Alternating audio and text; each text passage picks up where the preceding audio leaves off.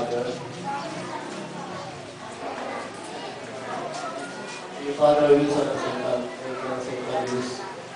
Magtitay po tayo lahat para sa kaluwan.